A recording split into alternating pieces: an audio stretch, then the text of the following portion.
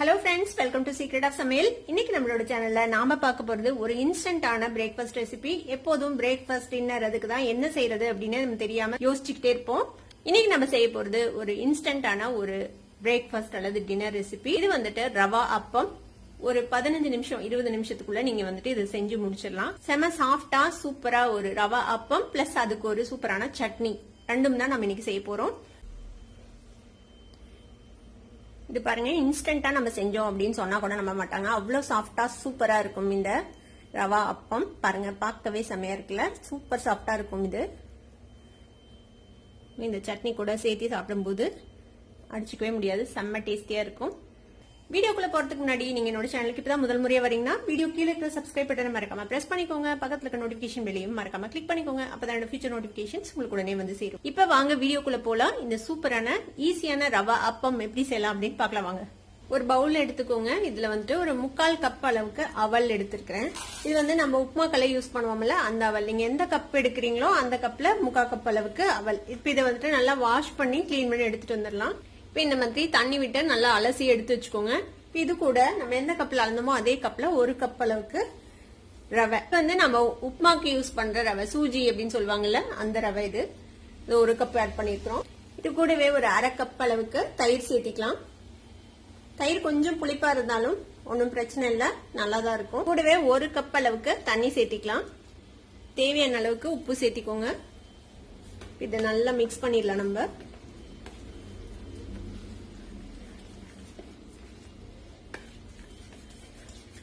நல்லா மிக்ஸ் பண்ணியாச்சு. இது இப்படியே வந்து ஒரு 15 நிமிஷம் நம்ம ஊற விட போறோம். இதை மூடி வச்சு அப்படியே 15 நிமிஷம் விட்டுறலாம்.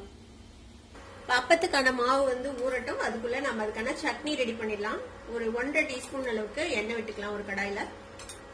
ஒரு 1 டீஸ்பூன் கடலை பருப்பு சேர்த்திக்கோங்க. 1 டீஸ்பூன் உளுத்தம் பருப்பு சேர்த்திக்கோங்க.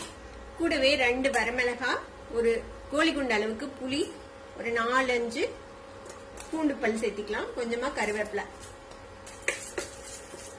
இந்த பருப்பு எல்லாம் நல்லா கோல்டன் கலர் வர வரைக்கும் இதை ஃப்ரை பண்ணிக்கலாம்.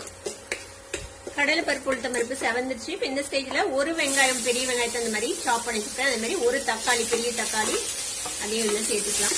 இதோட சேர்த்து நல்லா வதக்கி விட்டுருங்க. சட்னிக்கு தேவையான அளவுக்கு உப்பு சேர்த்திக்கலாம். உப்பு சேர்த்திட்டோம்னா கொஞ்சம் சீக்கிரம் வதங்கும். தக்காளியோட பச்சை வாசனை போற அளவுக்கு இது வந்துட்டு வதங்கணும். கொஞ்சம் தக்காளி சாஃப்ட் ஆகணும், வெந்து. அது வரைக்கும் இதை வந்துட்டு நல்லா வதக்கிக்க போறோம். ஒரு 2-3 நிமிஷம் நம்ம வந்துட்டு நல்லா வதக்கிருப்போம். பாருங்க, தக்காளி ஓரளவுக்கு சாஃப்ட் ஆயிடுச்சு. ரொம்ப மேஷ் ஆகணும்னு அவசியம் இல்ல, கொஞ்சம் பச்சை வாசனை போய் சாஃப்ட் ஆனா போதும். இது கூட நம்ம ஒரு 1.5 டேபிள் ஸ்பூன் அளவுக்கு தேங்காய் துருவல் சேர்த்திக்கலாம். தேங்காய் துருவல் வந்து ஆப்ஷனல், உங்களுக்கு வேணும்னா சேர்த்திக்கோங்க, இல்லைன்னா ஸ்கிப் பண்ணிடலாம். இதையும் சேர்த்தி நல்லா ஒரே ஒரு வதக்கி அடுப்பு ஆஃப் பண்ணிடலாம். இது கூட நீங்க வந்துட்டு கொத்தமல்லி தலை கொஞ்சம் இருந்தா சேர்த்தலாம், புதினா தலை சேர்த்தலாம், நிலக்கடலை இருந்தா அது கூட சேர்த்தலாம். உங்களுக்கு என்ன பிளேவர்ல சட்னி வேணுமோ நீங்க அந்த மாதிரி நீங்க இதை பண்ணிக்கலாம். இது வந்து ஒரு மாதிரி பேஸான ஒரு சட்னி. அவ்வளவுதான், நம்ம அடுப்பு ஆஃப் பண்ணிடலாம். இப்ப நம்ம வதக்குனதை மிக்சி ஜாருக்கு மாத்தியாச்சு. இதை வந்துட்டு ஒரு ஸ்மூத்தான பேஸ்டா நம்ம அரைச்சி எடுத்துக்கலாம். தேவையான அளவுக்கு கொஞ்சமா தண்ணி விட்டு இதை அரைச்சி எடுத்துக்கோங்க. இந்த மாதிரி நல்லா அரைச்சாச்சு. இதை ஒரு பவுலுக்கு மாத்தி நம்ம இதை தாளிச்சு கூட்டிடலாம். இப்ப நம்ம அதே வடச்சட்டி அடுப்புல வச்சிருக்கோம். இதுல வந்துட்டு 1 டீஸ்பூன் எண்ணெய் விட்டுக்கலாம். நம்ம தாளிச்சு கூட்டிடலாம் சட்னிக்கு. இதுல கொஞ்சமா கடுகு சேர்த்திக்கலாம். கடுகு வெடிச்சிருச்சு. நம்ம இது கூட கொஞ்சமா கருவேப்பிலை சேர்த்திக்கலாம்.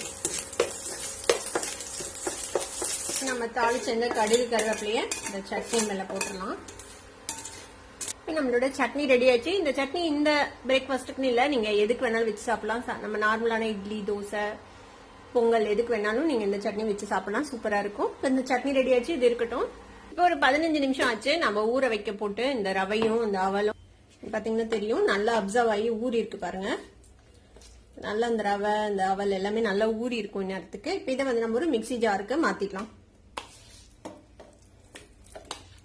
இது கூடவே கொஞ்சமா தண்ணி சேர்த்து நம்ம இதை வந்துட்டு ஒரு தோசை மாவு பக்குவத்துக்கு அரைச்சிக்கலாம். இதை வந்துட்டு நல்ல ஸ்மூத்தான ஒரு பேஸ்டா இதை அரைச்சி எடுத்துட்டு வந்துட போறோம். இந்த மாதிரி நல்லா ஸ்மூத்தா அரைச்சி எடுத்துருங்க. சீக்கிரமே அரைப்பட்டுரும். இங்க பாருங்க எவ்வளவு ஸ்மூத்தா கரெக்டா அரைப்பட்டுருச்சு. இந்த அளவுக்கு மட்டும் தண்ணி விட்டு அரைச்சுக்கோங்க. ரொம்ப தண்ணியா பண்ணிடக்கூடாது, ரொம்ப திக்காவும் இருக்கக்கூடாது, ரொம்ப தண்ணியாவும் இருக்கக்கூடாது. இந்த மாதிரி ஒரு கன்சிஸ்டன்சில இருக்கணும் மாவு. இப்ப இதை வந்துட்டு ஒரு மிக்சிங் பவுலுக்கு மாத்திடலாம். இப்ப மாவை வந்துட்டு நம்ம ஒரு பாத்திரத்துல மாத்தியாச்சு. நீங்க இதை வந்துட்டு உங்ககிட்ட டைம் இருக்குது அப்படின்னு சொன்னா ஒரு 4 மணி நேரம் நீங்க இப்படியே மூடி வச்சு புளிக்க வச்சு நீங்க அப்படியே வந்துட்டு ஆப்பம் சுடலாம். ஒருவேளை உங்ககிட்ட டைம் இல்ல, உடனே நாம செய்ய போறோம் அப்படிங்கிற பட்சத்துல நாம இதுல வந்துட்டு 1 ஈனோ சால்ட் யூஸ் பண்ணலாம், 1 டீஸ்பூன் ஈனோ சால்ட் இதுல யூஸ் பண்ணி நம்ம மிக்ஸ் பண்ணி சுடலாம் உடனே. ஈனோ சால்ட் உங்ககிட்ட இல்ல அப்படின்னா பேக்கிங் பவுடர் ஒரு டீஸ்பூன் சேர்த்து செய்யுங்க. பேக்கிங் சோடாவும் இல்லைன்னா நம்ம குக்கிங் சோடா இருக்குல்ல, பஜ்ஜிக்கெல்லாம் யூஸ் பண்ணுவோம்ல, அந்த குக்கிங் சோடால கொஞ்சமா ஒரு 1/2 டீஸ்பூன் எலுமிச்சம்பழ சாறு சேர்த்து இதுல சேர்த்து மிக்ஸ் பண்ணி நம்ம சுடலாம். நான் இதுல வந்துட்டு ஈனோ சால்ட் ஒரு டீஸ்பூன் சேர்த்து போறேன். பாதி சேஷே அளவு சேர்த்திருக்கேன். இதுல கொஞ்சமா தண்ணி சேர்த்து இதை வந்துட்டு லைட்டா ஆக்டிவேட் பண்ணி விட்டு நம்ம மிக்ஸ் பண்ணிடலாம். இதை வந்துட்டு நல்லா மிக்ஸ் பண்ணி விட்டுருங்க. ஈனோ வந்து எதை நீங்க இந்த லெமன் பிளேவர் அது சேர்த்தலாம், இல்லைன்னா ப்ளூ கலர் பாக்கெட் வரும்ல அது சேர்த்தலாம். நீங்க நிறைய செய்றீங்க அப்படின்னா 2 பேட்சா பிரிச்சு வச்சுட்டு எப்போ சுடுறீங்களோ அப்ப வந்துட்டு சேர்த்திக்கோங்க. ஸ்டார்டிங்லயே சேர்த்திட்டோம்னா உங்களுக்கு அதோட அந்த அந்த புஸ் புஸ்ன்னு வர்றது வந்துட்டு கொஞ்சம் கம்மி ஆயிடும். இதை நல்லா மிக்ஸ் பண்ணியாச்சு. இப்ப நாம இதை உடனே நம்ம ஆப்பமா சுட வேண்டியதான். இப்போ கல் அடுப்புல வச்சிருக்கேன். இதுல வந்துட்டு கொஞ்சமா எண்ணெய் தடவிக்கலாம். நம்ம ஃபர்ஸ்ட் எண்ணெயை லைட்டா இந்த மாதிரி ஸ்ப்ரெட் பண்ணி விட்டுருங்க கல்லுல. இதுக்கு நிறைய எண்ணெய் தேவைப்படாது இதுக்கு சுட்டு எடுக்கிறதுக்கு. நீங்க எண்ணெயே இல்லாம கூட சுடலாம்.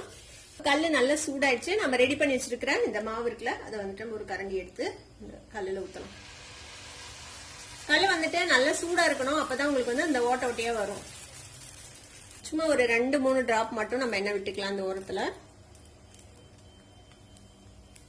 இதை மூடி போட்டு நம்ம மூடி வச்சுட்டு இப்போ நம்ம அடுப்பை சிம் பண்ணி வச்சிடலாம். இதை நம்ம திருப்பி போடக்கூடாது, ஒரு சைடு தான் சுட்டு எடுக்க போறோம். அதனால கொஞ்சம் பொறுமையா சிம்ல வச்சு சுட்டு எடுத்துக்கலாம். ஒரு 2 நிமிஷம் வச்சு வெந்திருக்கும். நம்ம ஓபன் பண்ணி பார்ப்போம். பாத்தீங்கன்னாலே தெரியும் எவ்வளவு சூப்பர் சாஃப்டா வெந்துருச்சு. இதை நம்ம எடுத்துடலாம். கீழே பாத்தீங்கன்னா பாருங்க இளம் கோல்டன் கலர்ல நல்லா வெந்துருச்சு. நம்ம இதை எடுத்துடலாம். நம்மளோட சூப்பரான ரவா ஆப்பம் இன்ஸ்டன்டா ரெடி ஆயிடுச்சு. அடுத்த ஆப்பத்தையும் நம்ம அதே மாதிரி ஊத்திடலாம். லைட்டா எண்ணெய் ஸ்ப்ரெட் பண்றேன். இது ஒரு 2 தோசைக்கு மட்டும் இந்த மாதிரி ஆயில் ஸ்ப்ரெட் பண்ணீங்கன்னா போதும். அதுக்கப்புறம் தேவையில்ல. இந்த மாதிரி இன்னொரு ஆப்பமும் நம்ம ஊத்திடலாம். 2 டிராப் மட்டும் தான் ஆயில் விடுறேன். ஆயில் வந்து விடணும்னு கூட அவசியம் இல்லை. ஆயில் இல்லாமே சூப்பரா வரும். திருப்பி இதே மாதிரி மூடி வச்சு ஒரு 2 நிமிஷம் நம்ம வேக வைக்கலாம். பாருங்க வெந்துருச்சு.